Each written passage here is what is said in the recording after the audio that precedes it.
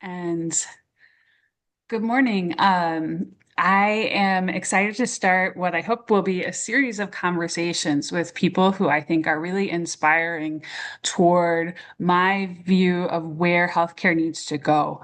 My sense is that at least within US healthcare, that the cost of US healthcare has gotten so high that people have really even stopped imagining ways to fix any other problem in US healthcare except the cost.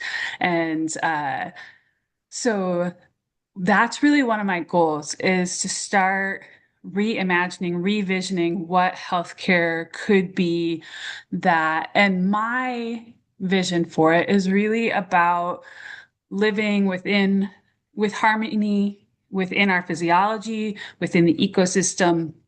And I've been following Stephen's work for several years now, and I find his work to be really inspiring. I think both because he brings a really long story sense of time to the work that he does. And because the way he does herbalism is really about relationship with the plant rather than kind of the transactional, what is the benefit that I get from it?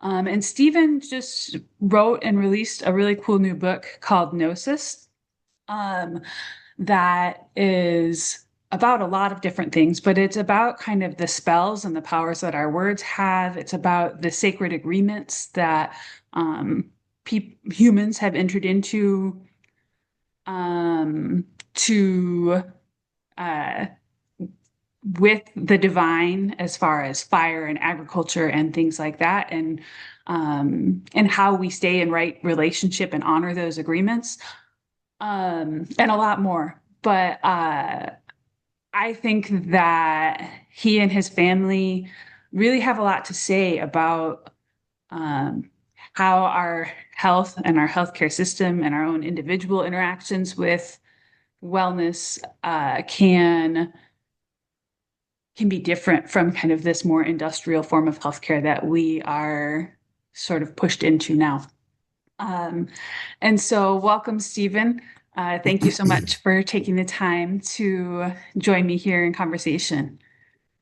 Thanks, Amy. Nice to meet you.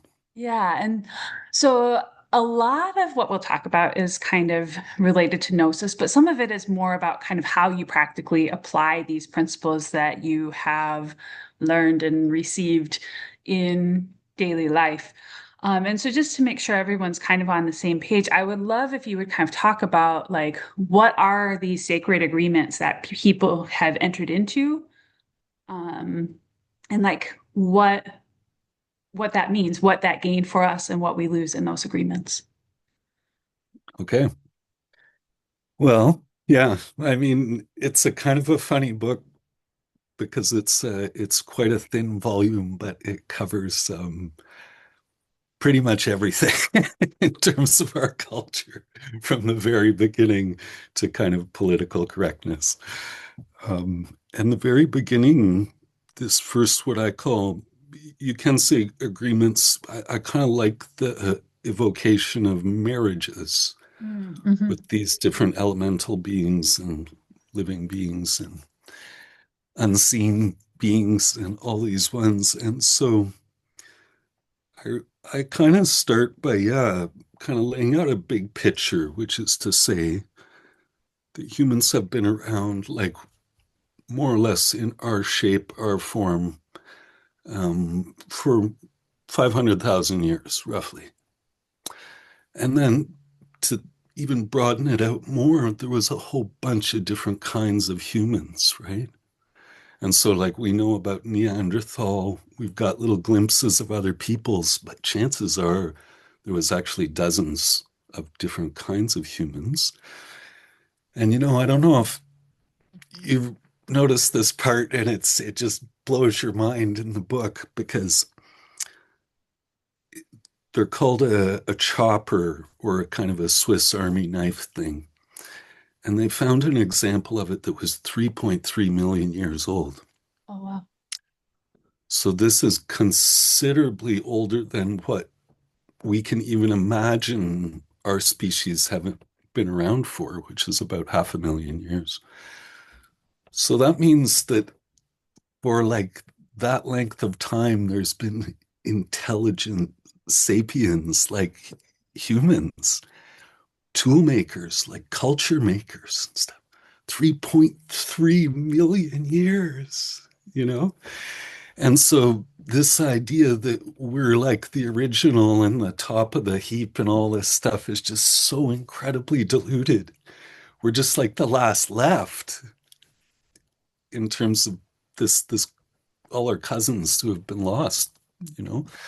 So when we start thinking about the intelligence living in the earth and then coming up into the animal life and the plant life that's there and imbuing it with the spirit of what it is, you know, I think this is a much nicer idea than the idea that we discovered things and then we exploit them, you know, which is kind of how our version of history goes, you know. So what if, say, with fire, you know, like we talk about it being stolen from the gods, and I say in the book, I think we talk about it that way because it does feel out of our league.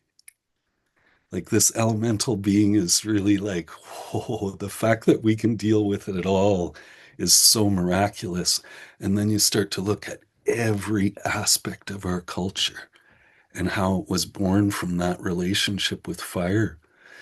And this idea of our hungry spirit and our kind of crackling intelligence that's always reaching out is fire.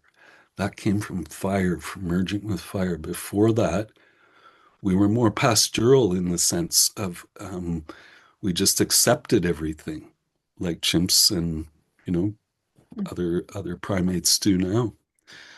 So it all kind of starts with fire in a sense, and then how fire informed our culture into being hunters and even agriculturalists in lots of ways. It led to these other huge cultural developments.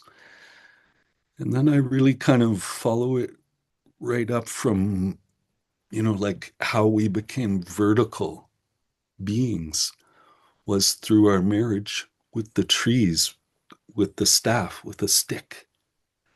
That sounds like such a funny thing, you know? But I remember like back in grade 3 biology, my teacher had a child and he actually brought the child in and showed us this thing that a child can hold onto a stick and hold its own weight when it's like 3 months or something crazy like that, right? And it's always explained like, well, like chimpanzees, we were holding on to our mom, you know, so that she could use both hands, kind of thing. And that makes sense. But also, can't it just be what it is, which is we're designed to hold on to sticks? We're like, it's part of our culture, and the verticality of trees was what we got from this marriage with sticks and holding sticks all the time. And so there's sticks. And then I go into kind of, you know, I suppose higher culture things. So you're into weaving and pottery and these other divine marriages and how each of them has completely informed and is still completely supporting the culture we're in, but we don't even recognize them. It's all just us, right? I was thinking the other day about Michael Pollan wrote this book, The Botany of Desire, like 30, 40 years ago or something. And he said in that book, he talked about wheat or grains as using us to spread themselves and propagate and stuff, as opposed to us using them. And I love that. Right from that moment in my life, I was like, ah, I love that. And of course, where I'm at now is the idea that it was a co-creation. It wasn't a using on either part. It was a marriage, and that it benefits everybody and it benefits the ecology and it benefits all levels of being when these marriages happen. Because, like with all unions, there's children born from it, whether they're physical or energetic or whatever. There's culture, there's things that are born from these marriages. So that's kind of, I guess, the broad strokes. Yeah. Cool. Yeah, that's interesting because I think that you see those partnerships, or at least the science is starting to point in the direction of those partnerships more and more often. Like I think that people are starting to talk now about, was it wolves that domesticated humans, or was it humans that Ah, domesticated wolves, you know? And nice, I think the nice, science is starting to show that it is very kind of cool. more the co-creation that you speak of, that it's when you're entering from a healthy culture, that it's sort of you're seeking these mutually beneficial relationships rather than exploitative ones. Yeah. Totally. Yeah. Yeah. Um, yeah, I think, let's see, I'm just trying to think where to go from here because there's so many directions I wanted to go. I think that one thing I found really interesting as I was reading the book was kind of talking about, you know, the sort of like the freedoms that you lose when you enter into this marriage, Mm. like kind of that these little transitions toward domestication that happen as you kind of gather around a hearth or just a fire outdoors and um, or kind of entering into that agreement with the trees to build the exoskeleton that is our home. And I was wondering if you could speak a little more about kind of the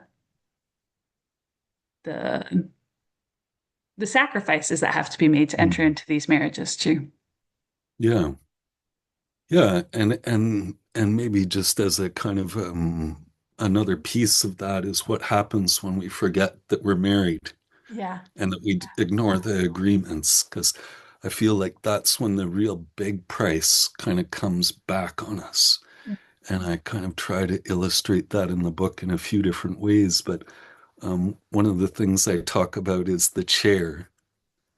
I mean, fire is a great one to talk about because, in a sense, that was where all the separations started, where we were able to stay warm relative to the rest of the, ecology, where we could manipulate things on the land to regenerate more growth and bring in game and do all that stuff and harden spear tips and do all these things. And it all kind of came from fire. But then, like becoming hunters, becoming, these cultured beings towards this particular diet, which is oriented back to the fire. Um, it kind of has kept us on the run in this sense, because if you look at monkeys or chimps or gorillas or any of the big primates, they have a very peaceful pastoral existence. They just follow the fecundity of the land, just whatever's blooming. They know where to be at the right time. And they have maybe 100 kilometers or something, and they're circling around. And I lived for many years in the bush, and it was about the same for a human. You needed about 100 kilometers to forage and hunt, 100 square kilometers kind of thing for a group. So there was a time in our very ancient history where we were more peaceful and less ambitious. And, you know, just to still feel that we have that in us is something. Mm. And we all do feel it, right? Like, unless you've been trained as a hunter or a forester or something like that, for most of us, when we go back in the bush, back in a forest, back in a wild place, I mean, we can we can feel that peacefulness of hundreds of thousands of years of being in that space and being super comfortable there, like being home, and nothing was out to get us and we weren't out to get anything. It was a different kind of existence. And then I talk about chairs because they're such a great example of how they've done so many things for us, but we're so unconscious of them. I make this joke about, um, it's easy to ignore something when you're sitting on top of it, right? Kind of thing. And so chairs. elevate us. They give us this sense of elevation. I mean, I make this joke about our phones doing the same thing for us now, too. Like it strokes our ego somehow to be that important that we're up on this thing. And in fact, in many ancient cultures, it was only the king or the high priests or priestesses or whatever who would be allowed to sit on chairs because it was an intermediary realm. It was acknowledging the higher status of this person. And then so, okay, that's great. That's all interesting and stuff. But then what happens to us over time when we use chairs is we lose our flexibility. So we've created this kind of exoskeleton to hold our weight so we can kind of be lazy in a sense. And then over time it weakens us, right? And so I guess that could kind of lead right into your medical questions actually, Yeah, yeah, because I think we do this over and over again with stuff. We forget the marriage, we kind of take it for granted, whatever the thing is, and then it has a life of its own where it kind of takes something back from us. yeah, yeah. Yeah, I think, I don't know, when you were speaking of it about chairs, it made me think of shoes as well, and kind of Right. like, It's you know, another great how example. how the shoes we wear literally change kind of the rest of the shape of our body from the ground up. I know there's a Katie Bowman, a biomechanist whose work I really like, who talks about that of just even just going from barefoot to running shoes is about like a 5 degree angle. And so then everything just kind of from there, and so that's kind of, And then also you think about like the paramagnetic thing that we're doing that grounding thing that people say with the earth when we're bare feet or just a moccasin or whatever.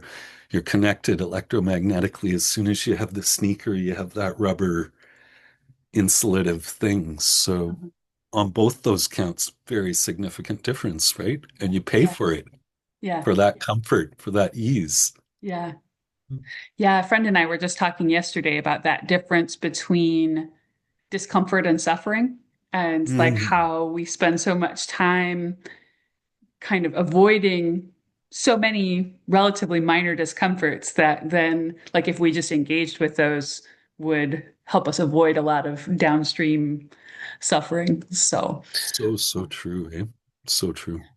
um, yeah, and I know you were talking about kind of when people violate those sacred marriages, those sacred agreements. I know I heard Stephanie Mackay, she's a storyteller who worked with Martyn for a long time, talk about this with iron, that when Mm. you're taking iron from the earth without kind of the proper ritual reciprocity, um, that uh, that's really part of the reason that knives and guns are um, doing so much violence, doing so much damage now, is they're kind of like, well, we didn't get our blood offering or our ritual offering Mm. in some way, so Right, right.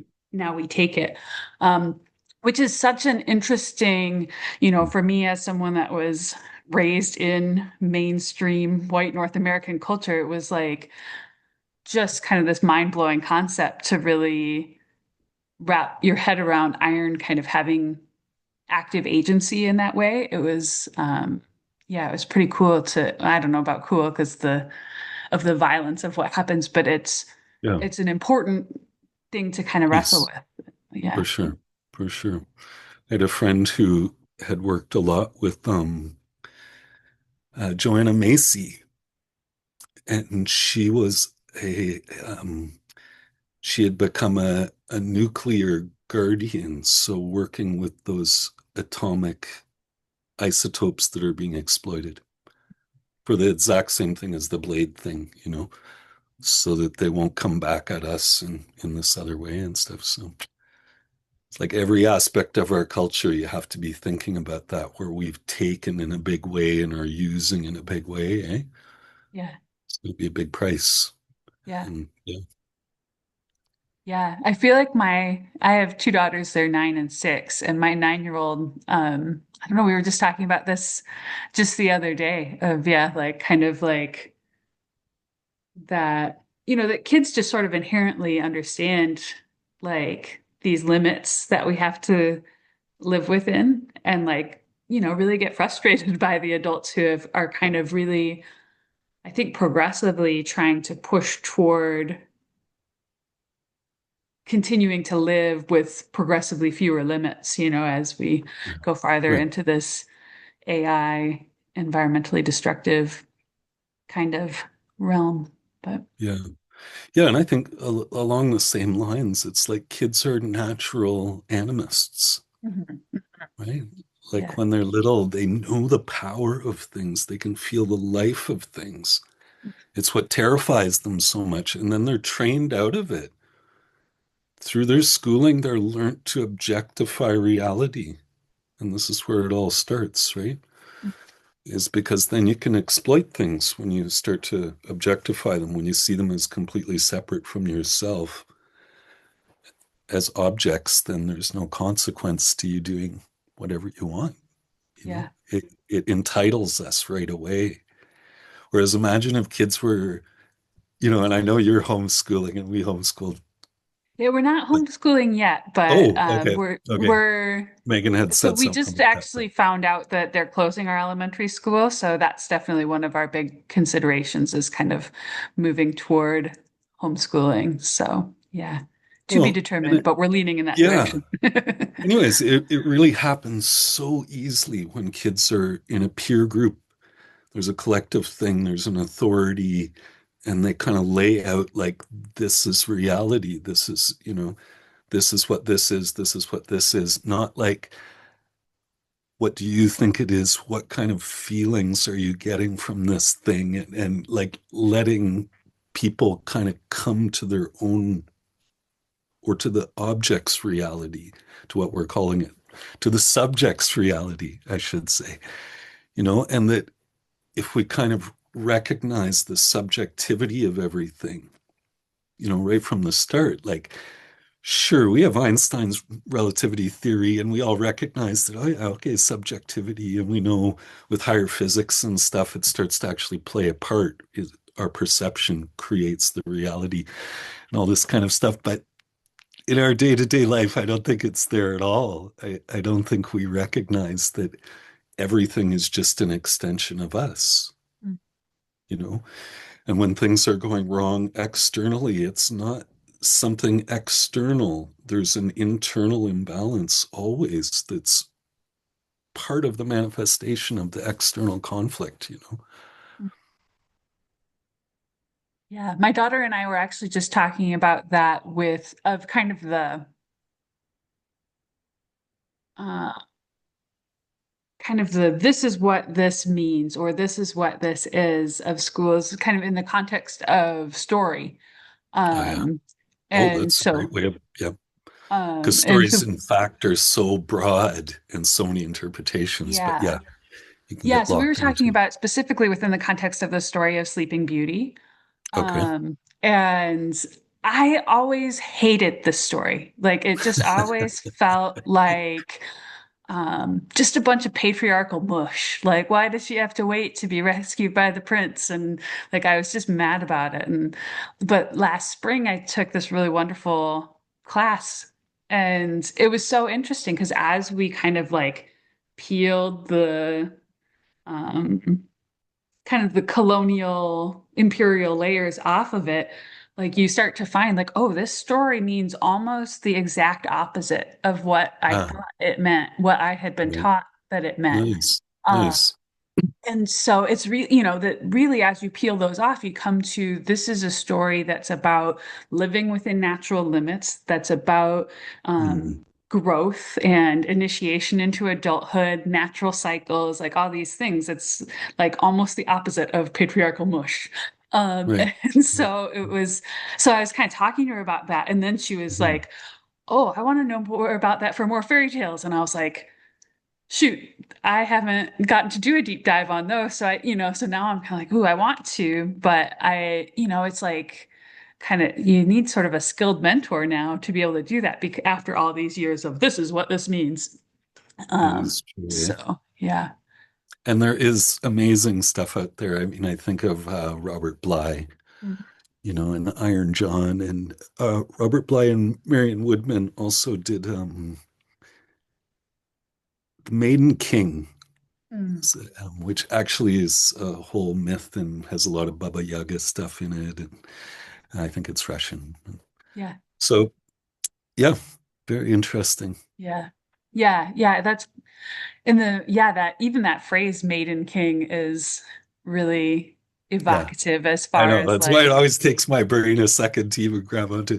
The other yeah. title of one of her books was The Ravaged Bridegroom, Mm. right? Which is also a Yeah. kind of, she had this whole kind of, theory that when you see somebody across the room and there's this huge attraction and this massive energy, turn around and run in the opposite direction. Because that's the very person who's gonna, bring out all your shadow energy and do all this stuff. But it's kind of funny, like she turns a lot of stuff on its head from what we're used to thinking. And of course, that relates to how even the Greeks and other people thought of love as not being such a all positive thing. Mm. Other cultures, others times, they've seen it as both a good thing and a bad thing. Well, and having so many different words for different types of love, like just So true. understanding the nuances and So complexities of true. that. Yeah. So true. Yeah. And I'm sure I haven't heard this like they always talk about this with the Inuit people and snow.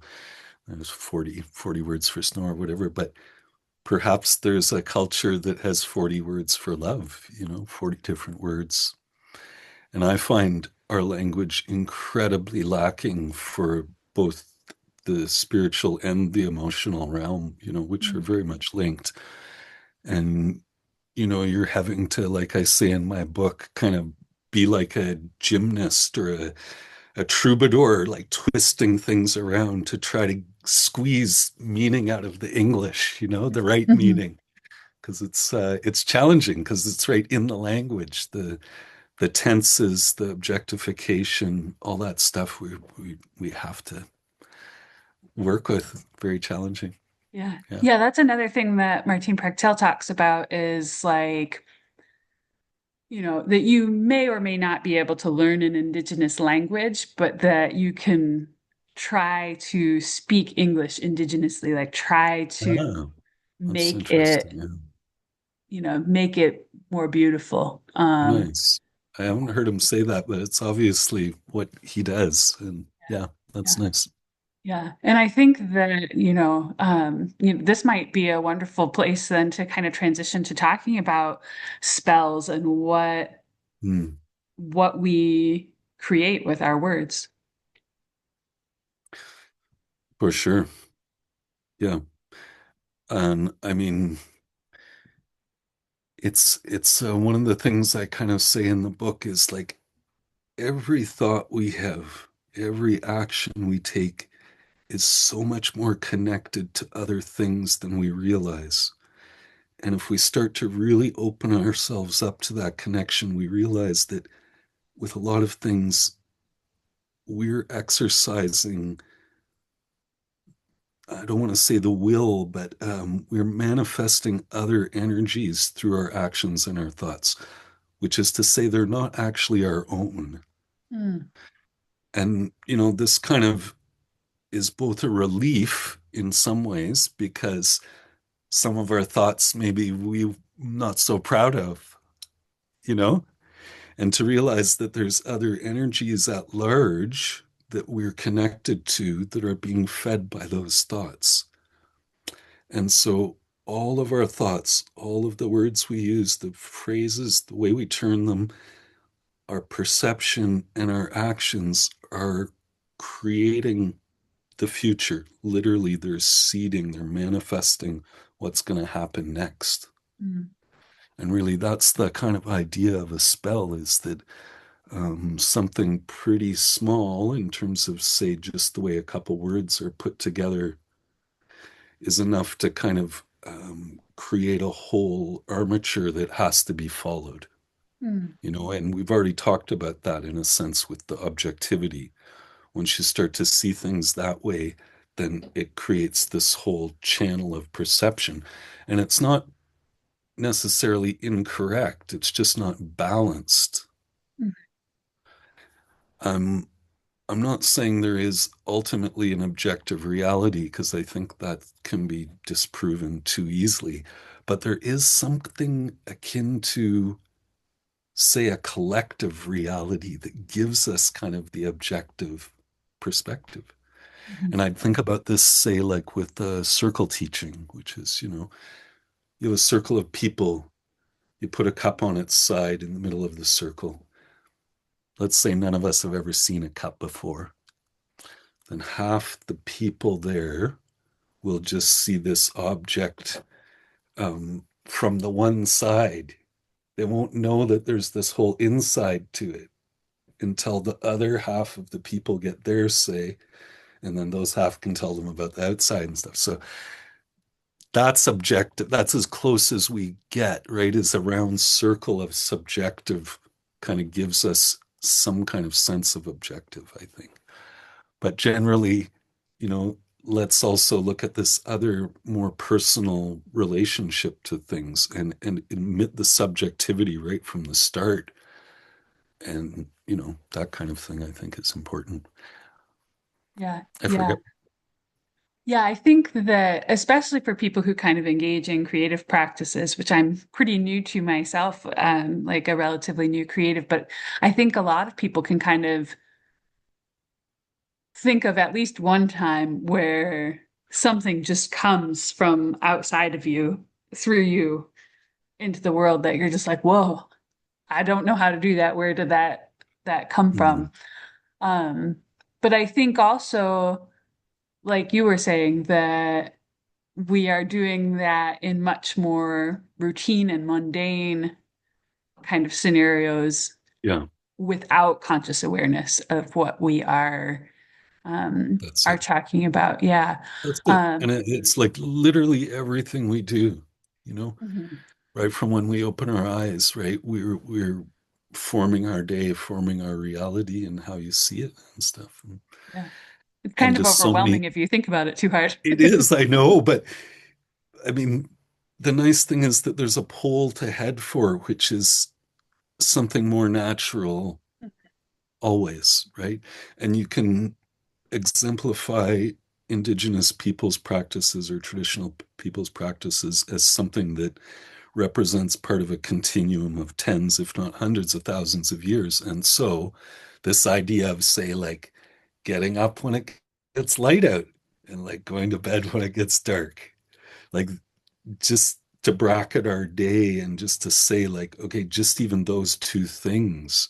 And then when you get up, what your first thoughts are, what your first actions are, all create the spell for the day, right? We all kind Mhm. of know this about mornings. Um, we want to start them in a good, gentle way and in a balanced way because it does, you know, bleed into the rest of the day. If you have a big fight in the morning or, you're chasing the dog or something like that, some dramatic things happen. It creates its own spell too. So I guess with that in mind, then I'm going to kind of lead you to your own question here, which I think was a really good one, which is to talk about, well, what spells are the medical allopathic industry creating? Like, and how's that done? Like, I don't think people are even slightly aware that they're enchanted. They're truly enchanted, which, we see as a good thing. Like, for some reason, that's got turned around in our language, but enchanted meant like you were trapped by a spell, right? And so we've been enchanted with science and with the power of doctors. Doctors are our high priests, right? For our culture. I I think lived with that a and sort doctor of for a like while. the private equity people. Oh yeah, right. That Yeah. could be coming for sure. But say the priest, actual Christian priest, they've dropped off. Mhm. The lawyers, they've dropped off, but the doctors are still like I lived with a doctor for a while, and it was amazing when we'd go and hang out a place, and people would look at me and whatever. And then as soon as he would say he was a doctor, oh my God, the level of respect, you could just feel the atmosphere in the room change. Like it's amazing how much power they have. So then you start to look into this whole thing like it's a bit of a brutal story, and I mean no disrespect to my mother by saying this story. It's just I speak from my experience, and this was my experience. Is when my mother was kind of given a death sentence, as I would call it, for a particular type of cancer. Um, and my brother was with her, and they were leaving the hospital, and my brother said, "Well, I think we should like get a second opinion." And my mom said, "Oh, but what will the doctor think?"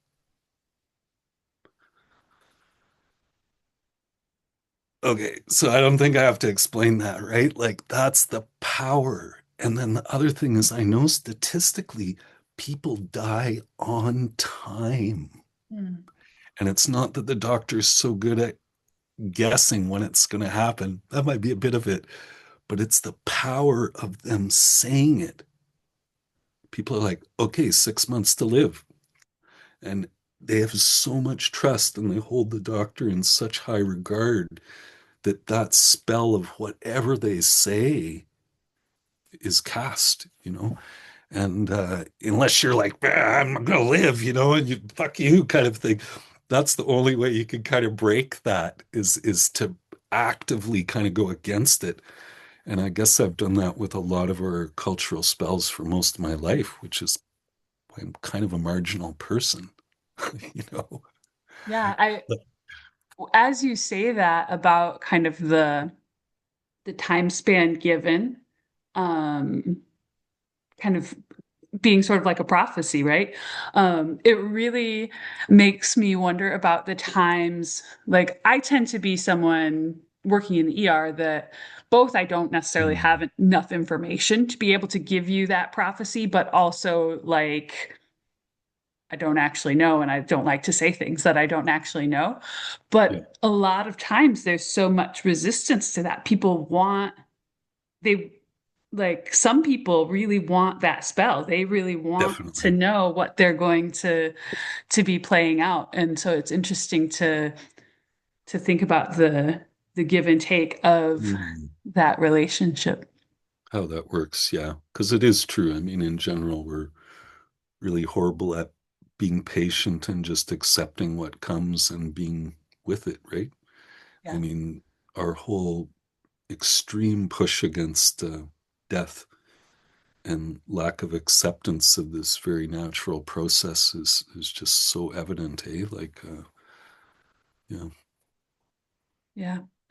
Yeah, and I think that, the it's so interesting to think about how even kind of the Western biomedical research backs up both the power of these prophecies and also the power of these interpersonal influences on each other of like, I go into a patient room to have a clinical visit and our nervous systems are just kind of Oh, like yeah. pinging off of each other and really changing how we interact with the world for the rest of our day. And then you kind of Mm, go into the next room and ping off of each other, mm, and you're pinging in this sort of fluorescently lit, dinging monitor kind of environment where you're not having those interactions with like trees and crows and whatever, and that kind of shapes how you interact with the next person too. Um, and kind of similarly, like as we kind of spoke about via email about the research with placebo of like, I give you this sugar pill, tell you it's going to do this great thing. And then this great thing happens because you're like, hey, I'm doing something. Or I give you this pill and tell you all of the awful side effects that it has. And then you have all of those awful side effects. And I think that's such an interesting conversation that's not necessarily relevant to what we're talking about today, but just of informed consent and like mm. how how you have someone feel and feel informed and understand what you want to do for and with them without totally changing the trajectory of what is going to happen. Or Yeah. maybe it's kind of like you said, of just kind of understanding that this conversation is going to change the trajectory of, Hmm. yeah, Yeah. Well, interesting thoughts. yeah. It'll be, I think I might have to write about that sometime.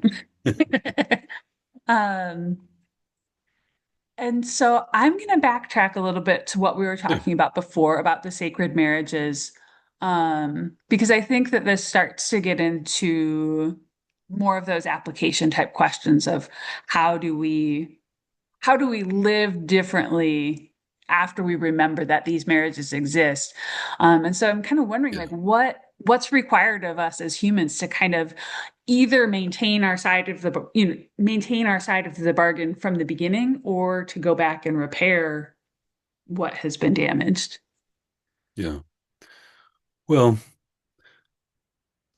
I mean, in a sense, well, I don't have to tell you, there's no going back. I mean, there's only what's present. And so the damage is part of the present. I think as a broad answer and kind of a more singular word, this idea of being animistic and kind of recognizing the consciousness of it, things is the kind of the preset. It's the thing that's casting the die of your reality. Is that approach right from the start, right? To recognize that everything has consciousness and every action has consequence, creates this wave of coming off of us, whether it's good or bad or whatever effect it might have on the things around us. I think most of us are completely disempowered. We don't really recognize anything around us as having consciousness, and we don't recognize ourself as having the power to affect these things, and that whether whether we recognize it or not, that agency is happening. It's being created as in each moment. We're forming this reality. So I think if you sit in that for a little while and then you start to move into your day, there's things where you just feel a lot of pinch. And it's very difficult, of course, being an animist in this day and age, because you're going to feel the suffering of things. This is kind of part of the rub of all this, is it doesn't make things easier. It makes things more full, Mm, you know, and kind of whole and feel right. But um, there's a lot of, and there always has been, of course, a lot of suffering. But the earth itself now, I think is kind of going through some throes from our level of exploitation and extraction and pollution and all these things are really at the heart of this mess. And at the heart of that is this thing of not recognizing the life in things, not recognizing that there's any consequence to our action. And so it's kind of funny that on some level we're so disempowered and we don't really see who we are or what we're doing. And then in this kind of overt way, we grasp for power by control, mhm. right? And it kind of happens over and over again. You can look at all various aspects of culture and life and see this thing happen over and over again. So yeah, Yeah. tricky. Oh, you're Yeah, breaking up a little bit here. I think of a couple of things as you speak about that. I think one is kind of the that our sort of natural response um, when we're sort of unsure about the consequence of our action is to kind of either, like you were saying, to kind of underestimate it and then kind of feel like, oh, what our actions and words are don't matter. And, then you kind of sort of get to that more simplistic, oh, just do whatever makes you happy, or like it gets so individualistic of just like whatever I want because it doesn't really matter anyway. Or it's that really grandiose of like, I c- I can control all of this and I will, and kind of the destruction that can come from that because we don't understand the infinite complexities that are around us. And I think the other thing that feels to me like one of the big limiters in kind of turning back toward the old ways is just how weak our grief muscles are, of just Mm. like, um, not being able to really even be able to look at what was lost because we don't have the capacity to be there with it. But yeah. Yeah, I think capacity is a really good word there too, because I think of Chinese medicine where there's kind of like the potential and then there's the capacity. And if you suppress the capacity, say like we do in Western culture around grief, then it gets smaller and smaller and smaller.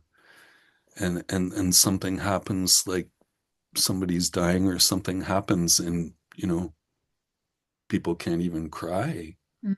They can't even move into that place at all, kind of thing, and they're Yeah. frozen. And they only realize it at that extreme, you know, point.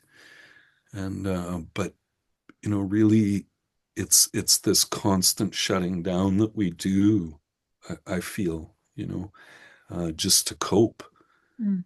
And then when something actually comes along that we truly need to be response able to this tragedy, we're unable to do it. Mm. And, lots of people can act physically like, you're an ER doctor and all that stuff. But I'm willing to bet that among your colleagues, there's lots of people who can only really deal with the physical, and the person's kind of emotional and spiritual being is like completely irrelevant to their healing, Mm. you know. Yeah. So I do think the capacity thing is a thing. And so how would one get that capacity back? Well, it's not through trying to feel grief. It's through just trying to feel and feel what you really feel, not what you're supposed to be feeling, not controlled by your thoughts, but what you really feel. Hmm. And it sounds so simple, but yet people have been shut down from this, and men in their own way are discouraged from feeling, and women in their own way are discouraged from feeling in our culture. It's not just people always talk about women having to suck it up and stuff like that, but no, it's both. And we perpetuate it.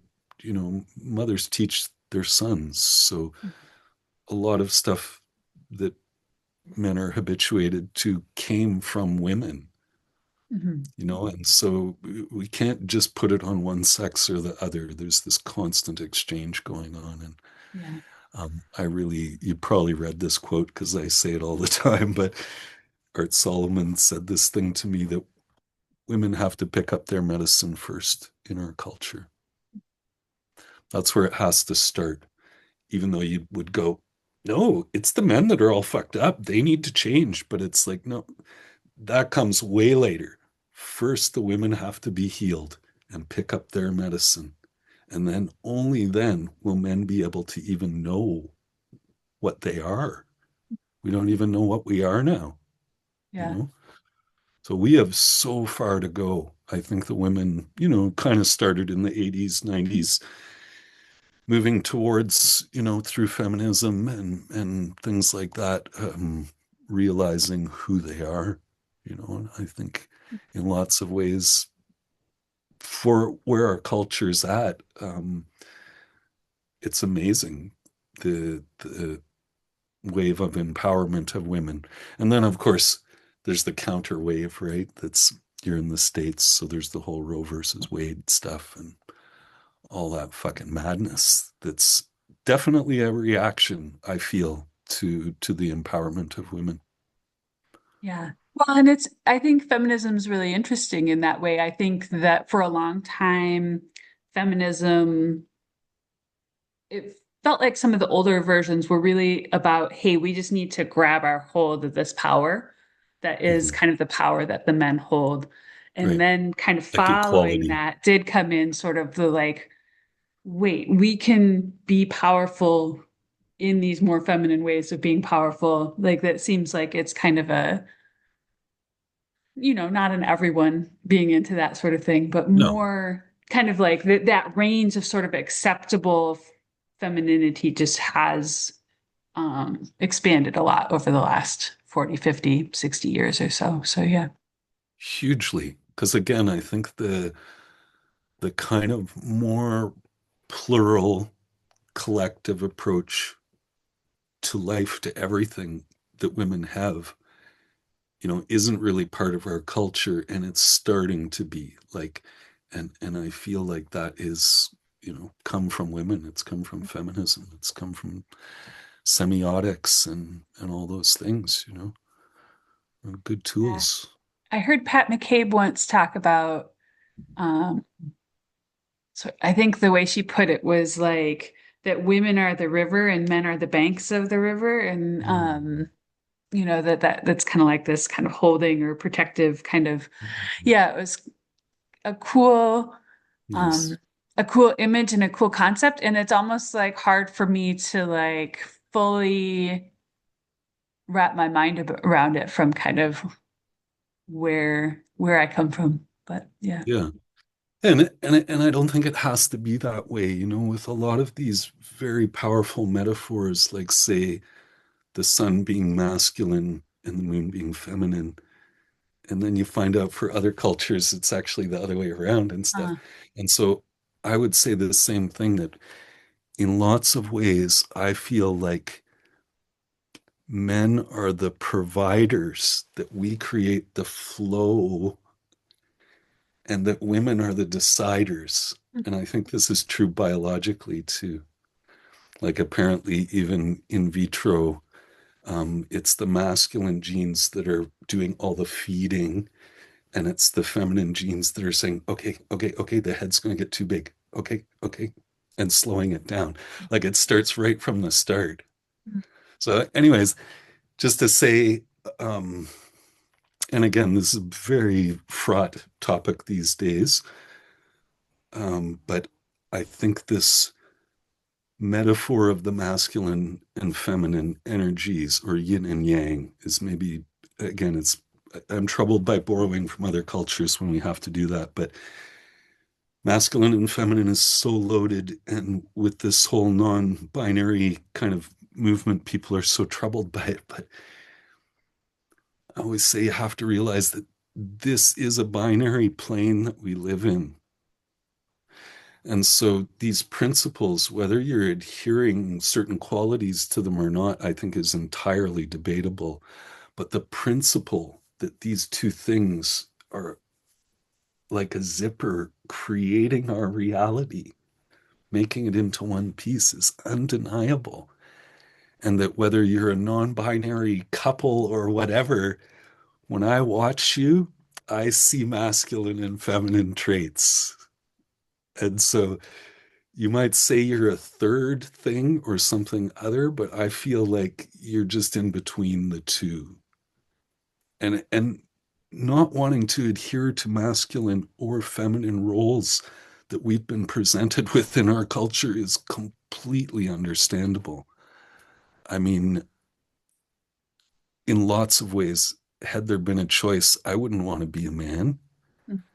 And I can see why women wouldn't really want to be women in terms of this role that's been pitched to us, and what all a woman is and what all a man is, kind of coming back from the 40s and 50s and that whole kind of post-war recreation of what we were supposed to be.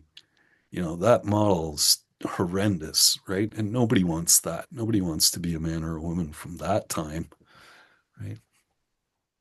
Yeah, I think what you're saying about sort of the cultural differences in kind of our perception of these elemental definitions, if I don't know, that's not exactly the word I want to use, of gender is really interesting, right? Because like in a lot of cultures, it is kind of that earth that is so feminine and fertile and receptive. Um, and you know, some think of water as really feminine too, but like it kind of depends almost more on like the nature of that water, right? Or like you were saying with the sun and the moon, that it's sort of like all of these different ratios and interplays within one being, within one community, Yeah, within yeah, one culture, one ecosystem, like just kind of flowing outward, but that it's about that balance, not in that static way, but in those kind of like continuous adjustments of keeping the bicycle balanced kind of dynamic. way. Yeah. Yeah, Yeah. very much so. Yeah, for sure. Yeah. Yeah. You mentioned earlier as far as just kind of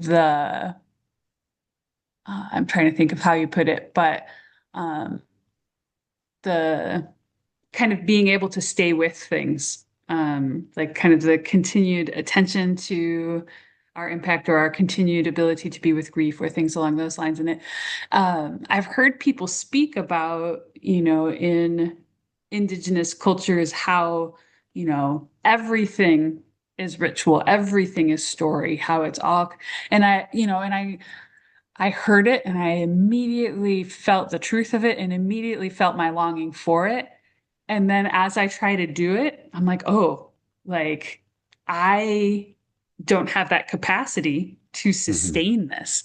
And I think part of that is just kind of like the skills that you're raised in. But I think part of it's kind of like that bigger container. I talked about this with some ladies at church once of like how much harder it is to keep the Sabbath when all of the businesses are open and everyone else you know is out and about and doing things than it is when it's like everything's closed and the expectation is that we all rest. Right, Um, you know, for and just sure. kind of how I think that so many of us are kind of brought up with this, like I alone as an individual can fix this sort of thing, that we even start to think that we can fix these more collective container kind of things that set us up for success or failure. For sure. Yeah. And it's like a real, uh, again, I think it's probably more of an issue for men, even this whole independence and doing it all yourself thing. And Mm. it's certainly been the curve in my life for, say, the last 20 years has been realizing that that's not going to work. And having really tried to make it work kind of by myself in the bush and stuff. And then, when you look at like say Buddhist teachings and stuff like that, it's super clear that, you have your individual discipline, but as part of it, you have to have a cultural support. You have to have a cultural net, which is what you're saying. There has to be at least a group of people. And I mean, this is the really lovely thing that happens at the school is you have 20 of us, of you, of me, people who have struggled on their own for a lot of years and feel pretty isolated, usually in their way of thinking. And then you come all together and you're kind of under my banner, I suppose. And we come together 4 times and for 5 days each time. And so it really becomes your spiritual community. And partially because of that, people grow like crazy because they finally can say, oh, their internal dialogue can finally just like relax on this is crazy behavior, meaningless, whatever you're thinking to kind of bring yourself down on these things. And we all still have that because it takes years and years to kind of quiet the skeptic, because the skeptic is all important in our culture. They're Mhm. thriving. They're right at the peak of everything. In fact, it's practically all we have is skepticism on top of skepticism and top of skepticism.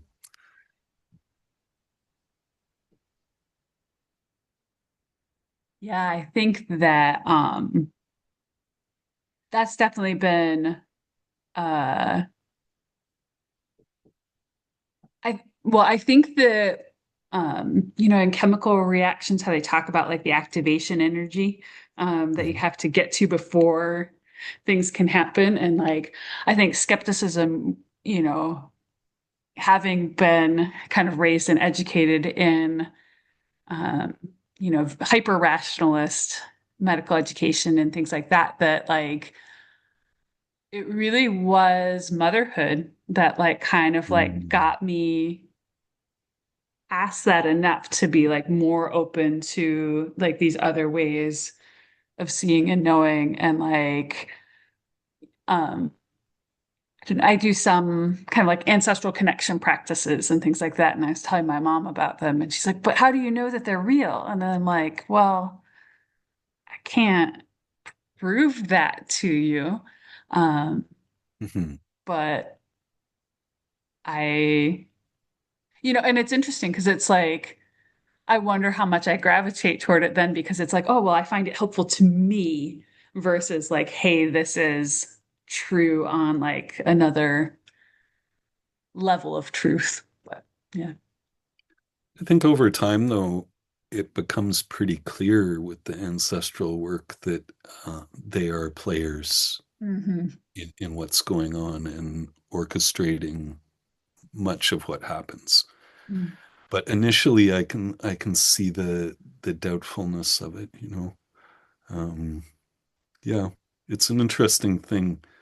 Who was it? It might have been Stephen Jenkinson was talking about the difference between. Um, no, it wasn't him. He was quoting somebody else. I just remembered, but I can't remember who. Anyways, it was the difference between convincing someone and persuading them. And what we do is we convince. We create all these kind of rational structures where you can't get out of it. So when someone says, how do you know that's true? They're looking for you to convince them. Mm. But there is another method, which is persuasion. And that kind of is more like telling stories and kind of guiding our consciousness in that kind of somewhat passive but somewhat active way, Yeah. like guiding a flock of sheep or whatever. They have their own momentum, but every now and then you got to throw a stone or get your stick out or whatever to guide them in the right way. And so I guess when confronted with people's expectation of me to convince them, I'm always just kind of like, okay, settle down. That's not going to happen.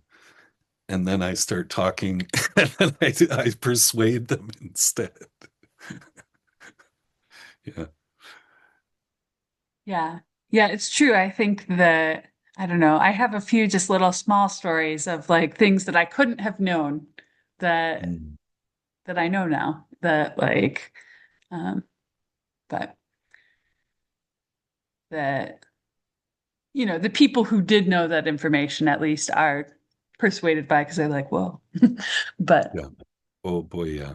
Oh, for sure. And that really happens in the school, because we're all skeptics. We're all very doubting of the spiritual world.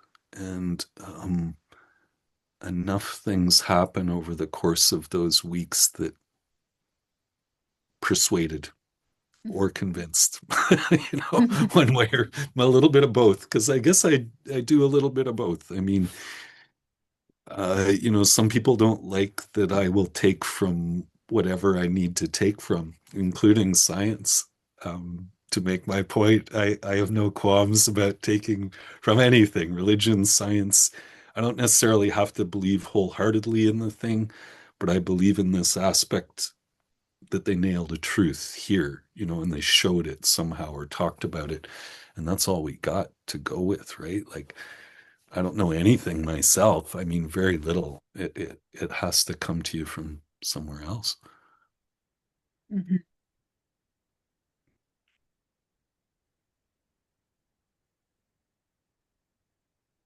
Yeah. I think what I'm most interested in hearing from you now is sort of like, how do your understandings of these marriages and spells, like how does that play out in your family's life? Like Mhm. either on like uh, you know, day in the life basis or kind of more broadly, seasonally, community engagement wise, all those kind of things. Yeah. Right. Yeah, well, right now, we have a 17-year-old and a 13-year-old girl, a 17-year-old boy. So, um, in terms of, like there was a lot of years where we structured their reality, right? Like where you're at, Mhm. you still pretty much decide what's going to happen. But then when they're teenagers, I feel like you can't really tell them what to do. And so for a long time, we kept them away from the computers. But then at a certain point, when they decided they wanted to go to school, they went to school. And then it's like, okay, it's kind of like in our day, maybe going to school, but not watching any TV. And everyone used to talk about the TV shows and stuff like that. And you'd be odd man out. Well, it'd be the same for them. And they're already homeschooled, so they're already kind of weird and all that stuff. So we kind of let that go about a year ago. And, like I admit they've been swallowed up by it. And I'm just kind of, watching them go under. And then you just hope that they have enough wherewithal and you gave them enough that they'll find their way back up and be able to swim out of this thing that's, captured them. And I suppose it's debatable. And every parent I know is struggling with this stuff now. You know, Even if you keep it away from them, there's this other thing that if you keep your kids away from stuff, yes, they will be oddballs, but also they'll probably run back towards it when they have you know, the Yeah, volition themselves. they need some tool to be able to like engage with it in a healthy way that if they've been That's it. totally abstinent with it, that it's harder to. Well, and they're going to grasp for it Yeah. because you're keeping them away from it, kind of thing. Yeah. So there's that whole balance. So all of that is to say, we don't really do too much ceremony with the kids. A little bit, like we have an ancestor bowl when we eat, and so we do that one with them. But I used to kind of include them in everything, and now I don't because it's up to them Yeah. and they don't want to do it. Yeah. Yeah. I think that's so important at kind of these thresholds of adulthood, of just like that I think, and I think it would have been this way in traditional cultures to a certain extent too, that you sort of have Mhm. to make this conscious choice to kind of step forward to engage um, with becoming an adult and things like that as well. I think about that. So I was raised Catholic. I think of myself as sort of an animist Catholic now, which is actually very Jesus-y. Like I think he was an animist Jew, but I think that for me at least, doing the confirmation ritual was Mhm. pretty compulsory. Like there really wasn't a and it feels to me that if we use this in any sense as sort of an adulthood rite of passage, that yeah, it has to be kind of consciously chosen and consciously stepped into instead of like we're going to continue to make these choices for you even though we now say that you're an adult. So yeah.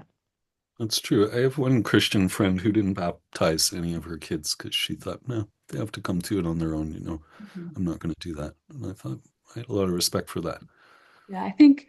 you know. I think I can definitely see it kind of both ways. Like, I think it is um, She raised good to them have, within the yeah, church yeah. environment, I should say, Oh, yeah, which yeah. I she was going to say, like, I think that it chose is not to do that. good to have some sort of scaffolding beyond Oh just yeah, kind of for like what sure. I think is right and wrong or Yep, that for kind of sure. stuff. But yeah.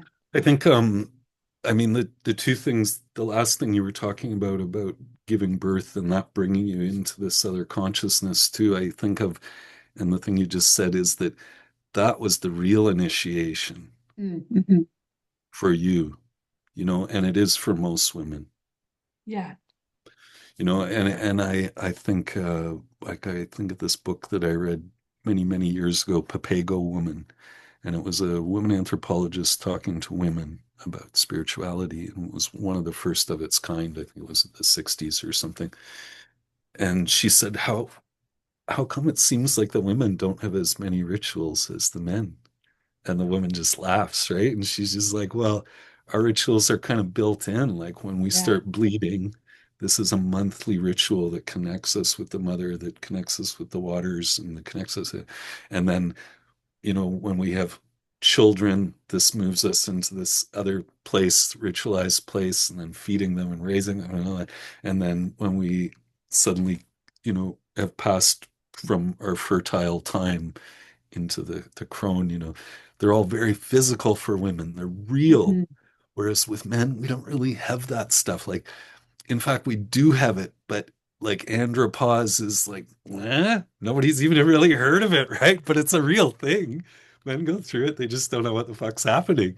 Just like women didn't know about menopause 50 years ago or 60 years ago. They didn't know what was happening. So again, like amazing to bring these things together so that when the physical thing is happening, there's a cultural nest to hold it, right? Hmm.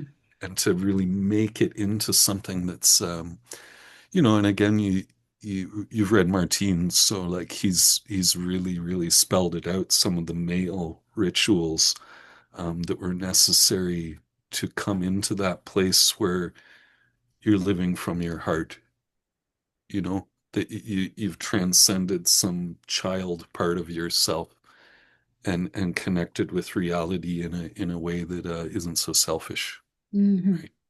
Because really that's the big problem here is that we're raised to be selfish, Hmm. and Yeah. women less so, but all of us to a large degree.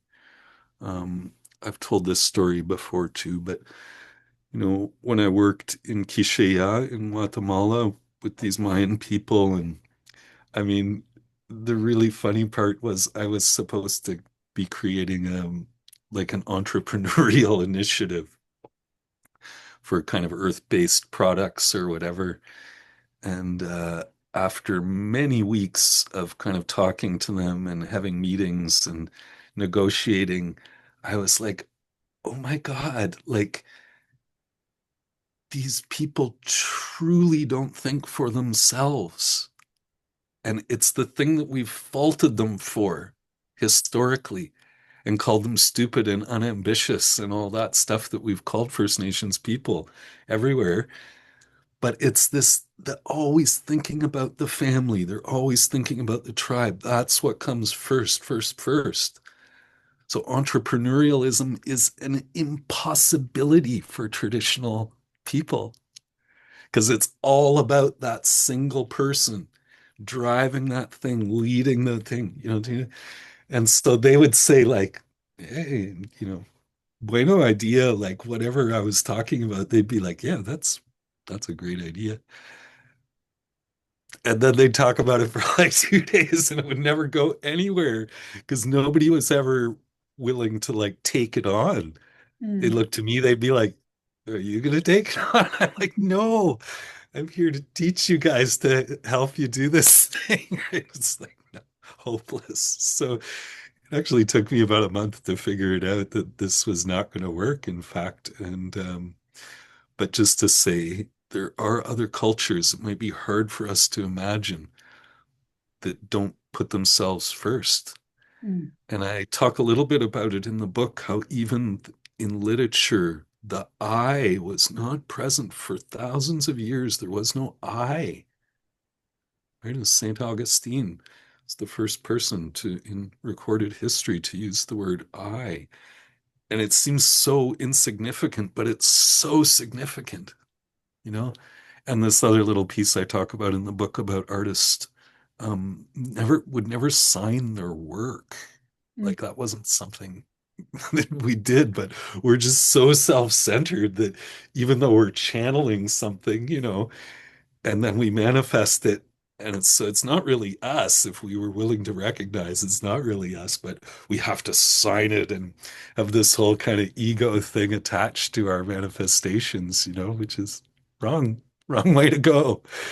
In the school, we make offerings, and one of the things that I teach is that you don't hold the thing out to other people for their approval because then you're offering it to them and it's for your ego. And same with you don't look at other people's stuff and take it and go, oh, that's really good or whatever. You don't do that. And in First Nations culture, you never see them do this, like never compliment each other, which again, from our perspective, seems really kind of rude or whatever. But there's something else afoot there, you know? Um, oh, I just kind of went off track. What was I just saying? You were just talking about kind of like how things are sort of like offered forth for like praise Oh or yeah, critique or right. Yeah, yeah, yeah. Like yeah. we kind of again, we don't realize the power of our perception. And so to kind of stay in a place of humility where you're not going to show people your work or tell them about it or whatever, it makes a difference through the whole making. And then again, if you're offering it, an altar or you're making some altar that there's no pictures taken of that. There's no feasting on it for yourself. It's a Hmm. feast for the spirits. It's a feast Mm. for these other ones. And we have to be careful, right? Because we're all like kind of hungry dogs. We're all just like, well, something spiritual. And we come over and we want to lap it all up and grab it all and gulp it back as quick as we can because it's been taken away from us for so long. But it's the exact kind of opposite approach that's needed where I think you can kind of think of it like feeding a wild animal. The more enthusiastic you are about it, the worse it's going to work. Mm. What you have to actually do is just put out the offering. You don't even look at them. You give them their space, and that kind of thing. And that's how we have to work with the spirits too. Yeah. It can't be Tad, quite so. Sorry. yeah, Yeah. Ted Hargrave talks about that. The analogy he uses is kind of talking about like a city dog go like that. Sheep herders hate it when like the city dogs are coming out um, near their dogs because their dogs are well trained and kind of know how to interact with their sheep and their local Yeah. predators and things like that. And the city dogs aren't, and so they'll just kind of like run in, they catch something, and then they're kind of like, they're not wild, so they don't know what to do with it once they That's have it. And that's a pretty great metaphor, actually. and yeah, A little and I brutal, think but that it is great. yeah. Yeah, And he says it better than I do, but I I think get it. it's like that both with kind of getting into this like trying to start engaging in this truly deeper spiritual realm of things, but it's also like this longing that we have as far as feeling seen and heard and understood that Mm, like I think often is the compulsion where we're like, hey, I created this thing and now I need you to validate that it's good. It's just that deep longing that I think that other cultures just meet that need in a different way that people yeah, then don't have that voracious appetite. I'm yeah, that makes sense. Yeah, I'm reading a book by Paul Kingsnorth right now, and he kind of talked about these eras of people that like kind of back in the Greek and Roman times of like sort of a civics oriented man and then like in the Middle Ages, more religious oriented, and then you kind of get into like the economic, and that now we're Mm. sort of in like this era of psychological man where it is so like all of the other ones are to a certain extent other oriented, and now it's like this is really about me and my peace and my development and my Mm. boundaries and my it'd be interesting to kind of I hope even he's track right. I hope he's what's it right. Oh, I yeah hope he's right, you know. yeah it'd be interesting to even track it back before sort of that civics oriented, and just Mm. kind of be like what were people really oriented toward before that, and like how do we kind of like shift our focus back in that way again. But Right. Well, maybe it's happening. Maybe that's partially what he's saying is that it is a cycle, and I you certainly see that in a smaller waves. These kind of 20-year cycles, where like 40s and 50s, very conservative, 60s and 70s, things opened up, 80s, 90s, all conservative again, 2000s open up. Like it's almost like a 20-year cycle. I've lived long enough. I've seen a couple waves of it pass me by, and it's like, wow, this definitely happens, and as the pendulum swings back and forth, hopefully it's going somewhere too, and it's not just a, a stagnant, you know, just the uh, clock, just we're just going a to keep doing linear, this. Yeah. yeah, back and forth. Hopefully it's actually kind of spiraling somewhere or doing something else that we can't see so easily. I think it is, right? Uh-huh. Because if you think about like say back to like Jung and people like that and thinkers, the turn of the century or early 20th century or something like that. Like that was um again, there was a more liberal waves at that period where a lot of that stuff was kind of being uncovered. And then during the Depression, it went all conservative again.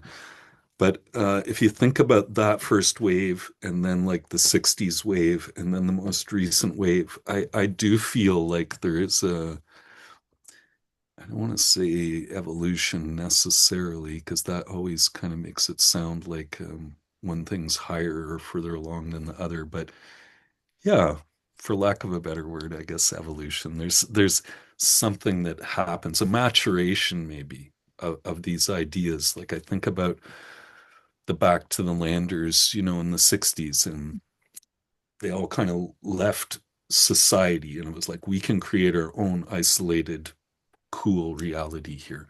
Well, it turned out that no, because all the stuff that they left, they brought with them. And so all the same problems were created on the inside of the communes as the outside. And it was practically universally they failed as communes. They did, they functioned as other things, for people to learn how to function in a rural environment and all that kind of stuff. They did function as kind of training centers or whatever, but they failed as this thing. And it's, because we didn't have the right pieces in the very first place. And then in the 80s, 90s, there was this intentional community wave. There was this idea that, okay, we're not up to this communal thing. Let's just be like we are, capitalists, and we all own our stuff, but we'll work together and stuff. Better, much, much better idea. And then again, kind of create overly rigid dogmatic structures around this new idea, and then it kind of implodes on itself because of the structures and the dogma. And then I feel like now there's a whole nother wave where people are very conscientious that it can't just be an idealistic group of people. There has to be a range of people. They have to be connected with the larger community. They have to be connected with the land. Like there's a maturation of that idea. We're still unable to really pull it off, living like collectively, like we all know we should, but we're moving towards it. There is a slight movement towards it. Yeah, I think that um I think that so many of us view this, understandably within sort of the time frames of our own lives, right? And like we kind of want it to get to the good stuff so that we get to enjoy it. Um, but yeah, it does happen, not at geological time, but like maybe at redwood tree speed instead of human speed sometimes. Yeah, it's so true. I mean, there's this real hardcore kind of new age belief. And part of the reason I kind of blow it off pretty easily is because I've heard the exact same thing now for 40 years that everything's going to change, that we're becoming enlightened, we're moving into this other dimensional reality. And the first couple of years you hear that, you're like, yeah, I can feel that. Things are changing. It's amazing. It's gonna happen. But then, what Y2K and then 2012 and then like all these different nodes that we said this is when it's going to happen, and they're still doing it. They're still doing it. You can read the Pleiadian Times or whatever, some new age thing, and they're still all the same spiel. And it's lovely. It's got a lovely kind of uplifting quality to it. But arguably it might prevent you from actually doing something like in reality because you think it's all just going to change Next week anyways. we jump onto a brand new Yeah. timeline Yeah, then. yeah. And we'll all be in the fourth dimension and we'll all just be so jolly, but not so. Yeah, and isn't that kind of one of the other barriers that keeps us from getting where we want to go is that like so much of maintaining these sacred marriages that you talk about is it's really hard work. And it's and both physically difficult, but also kind of like attention and focus and we've been taught so strongly to kind of prioritize convenience and comfort above almost anything that um, it really requires a lot of us to kind of build that capacity again. Yeah. Yeah, it really does for sure. Yeah. Well, I think this feels like a great place to kind of I don't know, put a bow on it and just thank you again for this rich conversation.